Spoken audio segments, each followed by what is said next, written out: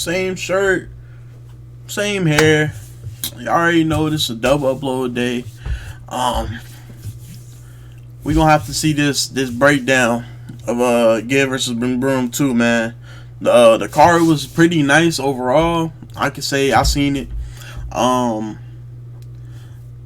Hey, y'all let me know in the comments, but it looked like Mcbroom faked that injury. I ain't gonna lie.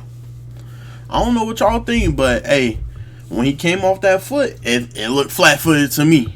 You know what I'm saying? And I know about knee injuries. It's not his knee. I know about foot injuries. It's not his foot. I've had both of them. It's neither, bro. I don't know. He couldn't handle Gib. Main favorite to win it all is time to break down each fight. Women's fights. In addition to the women had pretty good fight. There weren't any knockouts or TKOs. I think they all went to like decision.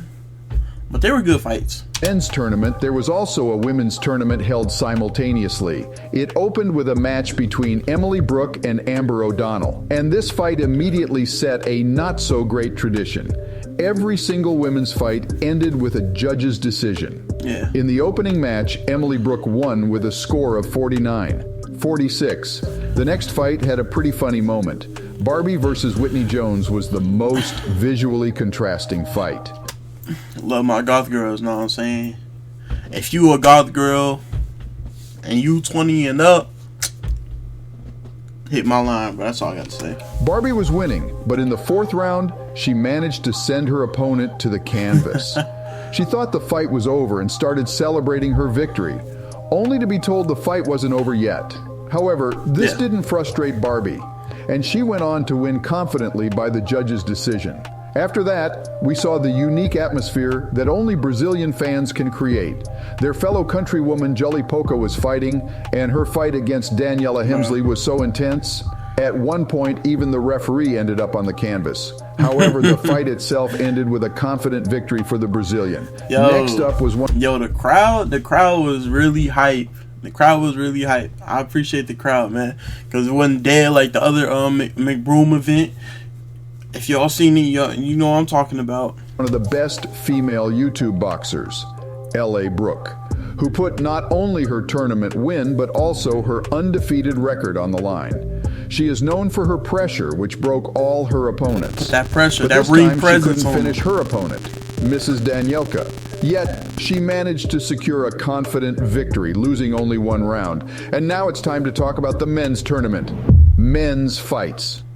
Men's tournament was opened by my mate Nate and King Kenny. As I said in my prediction, my Nate mate is rightfully the weakest participant in the tournament. My Nate mate, did y'all not hear that? Hold on. In my prediction, my Nate mate is rightfully the weakest participant in the tournament. He's got no. One more time. My Nate mate is my Nate mate. The weakest participant in the tournament.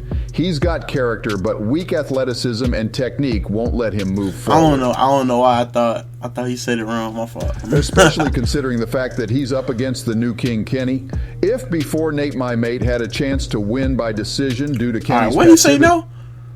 If before Nate my mate had a chance to win by decision, Nate my bro, he's shuffling his name around now, bro. I know for a fact.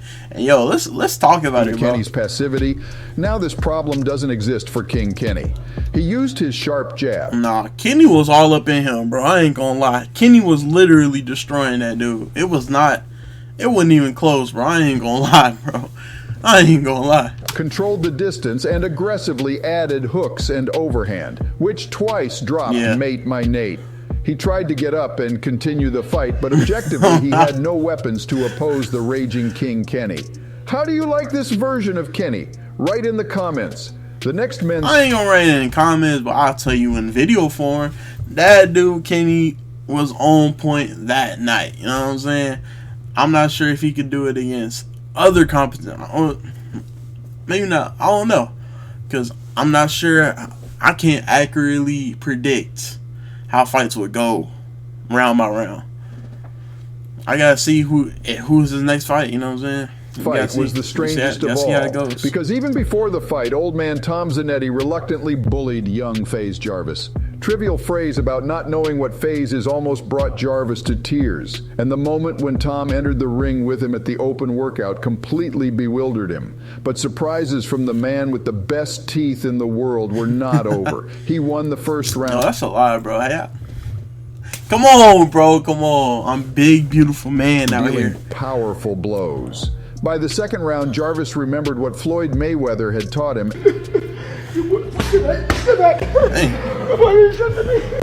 And began to slowly take the fight. By the third round, I ain't gonna lie, Jarvis was relentless. Jarvis looked like a Gib out there, like a set, like, you know what I'm saying? Y'all know how Gib fights, right? Like, he's all up in your face, like, the entire time. Dude, Jarvis was pushing him back, and he started working that. When he started working that body, that's how you knew it was over, man. It was clear that his technique and punching power surpassed Tom's. Yeah. However, even here, Zanetti found a solution to this problem. He simply said he didn't want to win and ended the fight. Legendary ending to a legendary rivalry. After that, we saw possibly the best YouTube boxer on the planet, the legend of Brazil, for whom the whole arena gathered, Whindersson Nunes, against the Polish MMA fighter Flypek. From the very first seconds, Whindersson pressures.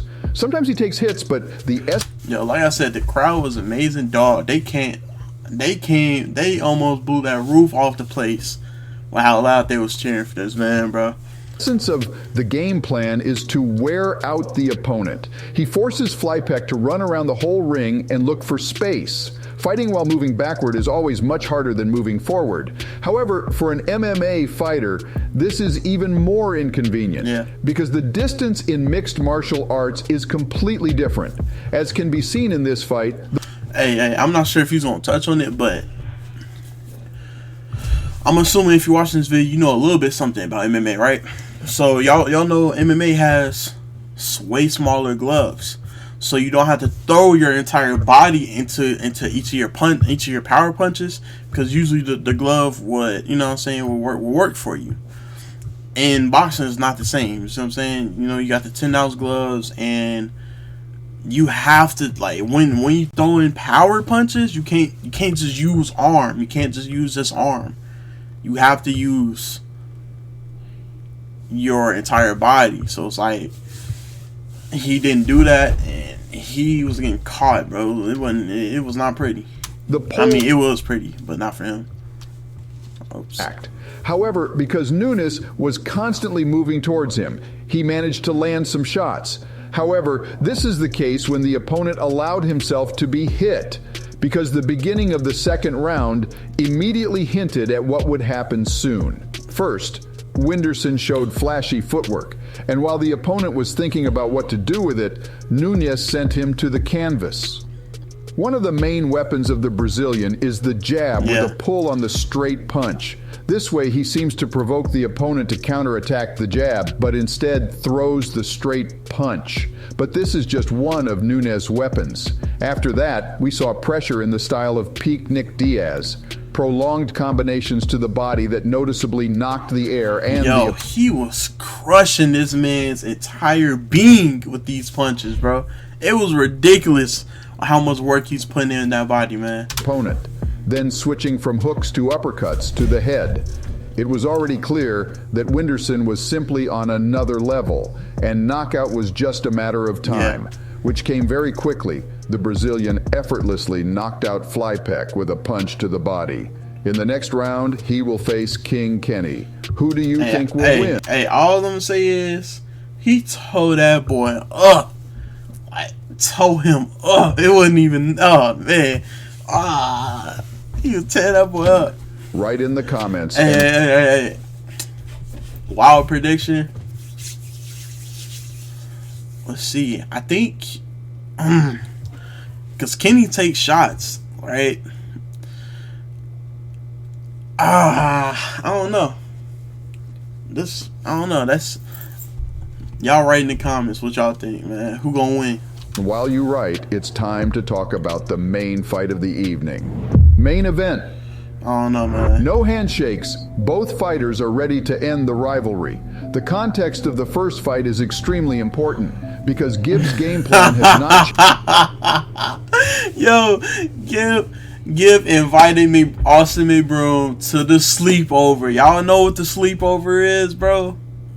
Y'all gonna find out if you ever get knocked out. That's Use all I'm body saying. shots, then feint body shots and throw overhands. Bro, look but at it that. needs to be done near the ropes, so Austin can't escape. But the thing is, Mcbroom knows this, which is why he takes the center of the ring. Gib moves a lot, measures distance with a jab, steps over the front leg of Southpaw Mcbroom. He needs to step over Austin's leg to counterattack well with an overhand like in the first fight. However, Mcbroom knows about this, which is why he often shifts under Gib's backhand. This movement by Austin makes Anson's preparation unworkable.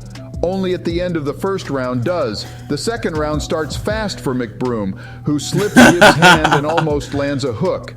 In response, AnesonGib throws a combo, but all on the block. A straight to the body and an overhand hit Mcbroom.